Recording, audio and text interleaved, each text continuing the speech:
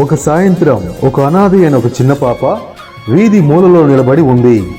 డబ్బు అయినా ఆహారమైన ప్రజలు జాలితో ఇస్తారేమోనని అడుక్కుంటూ ఉంది. ఆ పాప చిరిగిన బట్టలు వేసుకుంది. జుట్టు చిందరవందరగా చాలా మురికిగా ఉంది. ఒక ధనవంతుడు ఆ పాప వైపు చూసి చూడనట్టు పక్కనే నడుస్తూ వెళ్తున్నాడు. ఆ పాప సార్ హెల్ప్ చేయండి సార్ అని పిలిచినా వెళ్ళిపోయాడు. అతడు తన సౌకర్యవంతమైన ఇంటికి చేరుకున్నప్పుడు తన కుటుంబాన్ని చూసి సంతోషిస్తూ కుటుంబంతో కలిసి చాలా ఖరీదైన డైనింగ్ టేబుల్ వద్ద భోజనానికై కలిసి కూర్చున్నాడు. అతని ఆలోచనలు చిన్న పాప వైపు వెళ్ళాయి. భోజనం చేయలేకపోయాడు.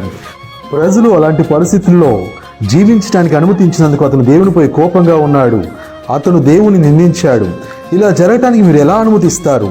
ఈ చిన్న అమ్మాయికి సహాయం చేయడానికి మీరు ఎందుకు ఏమీ చేయడం లేదు అని దేవుణ్ణి అడిగాడు. అప్పుడు దేవుడు అతనికి సమాధానం చెప్తున్నాడు. నేను ఇప్పటికే చేశాను. దీనులకు అనాథులకు అండగా ఉండేందుకే కదా నేను నిన్ను సృష్టించాను అన్నాడు. మనం నేర్చుకోవాల్సిన పాఠం ఏమిటో తెలుసా? సంపాదనే సంతోషం అనుకోకుండా సహృదయంతో మనకున్న దాంట్లో దీనులకు సహాయం చేస్తే వచ్చే ఆనందం అనంతం. దేవుని వాక్యం ఈ విధంగా చెబుతుంది.